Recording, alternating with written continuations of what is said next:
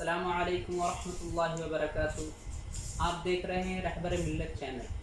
آپ ہمارے چینل کو سبسکرائب کیجیے تاکہ اسلامک ویڈیو بننے والی سب سے پہلے آپ کے پاس پہنچے۔ میں آپ حضرات کے سامنے عید کے تعلق سے بات کرنا چاہتا ہوں کہ لاک ڈاؤن میں عید کیسے گزاری۔ لاک ڈاؤن میں عید منانے کے لیے ہمیں شاپنگ کرنی چاہیے یا نہیں کرنی چاہیے، یہ تمام پہلوؤں پر میں بات کروں گا۔ 3 وجہ ہیں ہمارے سامنے کہ ہم لاک ڈاؤن میں عید کو سمپل طریقے سے اور سادگی سے منائیں۔ پہلی وجہ یہ ہے کہ ہم شریعت کا نقطۂ نظر دیکھنا چاہتے ہیں کہ شریعت ہماری کیا کہتی ہے عید کے تعلق سے۔ رمضان المبارک کے روزے رکھنے کے بعد اور تراویح پڑھنے کے بعد اللہ تبارک و تعالی کی طرف سے خوشی میں انعام کے طور پر ہمیں عید کا اجتماع دیا گیا کہ ہم سب لوگ عیدگاہ میں جمع ہو کر کے عید کی نماز ادا کریں۔ چونکہ لاک ڈاؤن چل رہا ہے اور لاک ڈاؤن کے اندر ہم ایک جگہ جمع نہیں ہو سکتے، تو وہ جو تحفہ ہے جو اللہ رب العزت کی طرف سے بطور انعام ہمیں دیا گیا ہے، اس کا معنی ہی ختم ہو جاتا ہے۔ اور جب کہ ہم تراویح اپنے گھروں میں پڑھ رہے ہیں، ہماری مسجدیں ویران ہیں، روزے ہم اپنے گھروں میں رکھ رہے ہیں، کوئی افطار پارٹی نہیں ہے، تو ایسے حالات میں جب مسجد ویران ہو، تراویح نہیں ہو رہی ہو، 5 وقتہ نماز گھر پہ ادا کی جا رہی ہو، عید کی نماز بھی گھر پر ہی ادا کرنے کے زیادہ امکان ہیں، تو ایسے حالات میں ہمیں کپڑے خریدنا کیسے زیبا دے گا۔ دوسری وجہ یہ ہے کہ ہمارے ملک ہندوستان میں اور پوری دنیا کے اندر کرونا وائرس جیسی وبا پھیلی ہوئی ہے، اور اس وبا سے ہزاروں لوگ لقمہ اجل ہو چکے ہیں۔ پوری دنیا کا اگر اعداد و شمار دیکھا جائے تو لاکھوں لوگ موت کی گھاٹ اتر چکے ہیں۔ اب آپ اندازہ لگائیے، یہ ہمارا گھر ہے، یہ دیش ہماری جان ہے، ہماری آن ہے، ہمارا گھر ہے، ہمارا وطن ہے، اور کسی گھر کے اندر اگر موت ہو جاتی ہے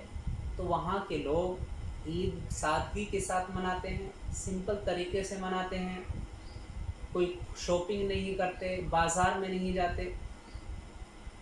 تو اس وجہ سے بھی ہمیں عید کی شاپنگ نہیں کرنی چاہیے۔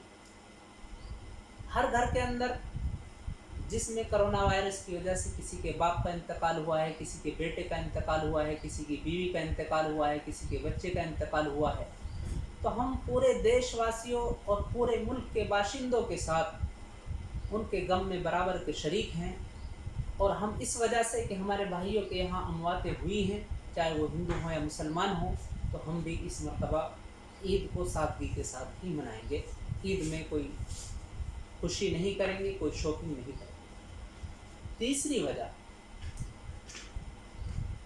ہم دیکھ رہے ہیں کہ لاک ڈاؤن کی وجہ سے بہت سارے لوگ ایسے ہیں جن کے یہاں کھانے پینے کی اشیاء نہیں، کھانے پینے کے سامان نہیں، بھوک کی وجہ سے چھوٹے چھوٹے بچے بلبلا رہے ہیں، بڑوں کی حالت خراب ہے، اور کھانے پینے کا کوئی انتظام نہیں۔ ایسے میں بہت سارے NGO اور خود ہم نے بھی بہت سارا راشن تقسیم کیا ہے، لیکن لاک ڈاؤن لمبا ہونے کی وجہ سے وہ راشن ناکافی ہے، پھر بھی پریشانیاں جو کی تو ہیں، اور رات دن پریشانی بڑھ رہی ہے۔ اب ایسے حالات میں جبکہ اسلام کا نقطۂ نظر یہ ہے کہ اگر پڑوسی کے گھر میں کھانا نہیں ہے تو تمہارے لیے ضروری ہے کہ تم اپنے پڑوسی کے گھر میں کھانا پہنچاؤ، اس کے گھر میں چولہا جلاؤ۔ ایسے حالات میں جبکہ عید میں ایک چیز صدقۃ الفطر، اسی وجہ سے شریعت نے وضع کی ہے، اور شریعت نے صدقۃ الفطر کو واجب قرار دیا ہے تاکہ ہر گھر کے اندر خوشی من سکے، ہر گھر کے اندر سیر بنائی جا سکے، ہر گھر کے اندر بچے کپڑے بنا سکیں۔ شریعت نے صدقۃ الفطر کو رکھا ہی اس وجہ سے۔ اب ایسے حالات میں لاک ڈاؤن کی وجہ سے ہزاروں گھر ایسے ہیں، لاکھوں گھر ایسے ہیں پورے ملک کے اندر جن گھروں میں کھانے پینے کی چیزیں نہیں ہیں۔ آپ ایمانداری سے بتائیے کہ کیا آپ کو یہ بات زیبا دے گی کہ آپ کے گھر میں بچے اچھے کپڑے پہنے، شیر بنے، خوب خوشیاں منائی جائیں، لیکن آپ کے پڑوس میں رہنے والے آپ کے بھائی، آپ کے مسلم بھائی، آپ کے ہندو بھائی، آپ کے سکھ بھائی، آپ کے عیسائی بھائی کے یہاں کھانے تک کے لیے، پینے کے لیے، بچوں کے دودھ کے لیے کوئی انتظام نہ ہو، اور آپ کے یہاں بڑی بڑی پارٹیاں ہو رہی ہیں، اس وجہ سے بھی ہم عید نہیں منائیں گے۔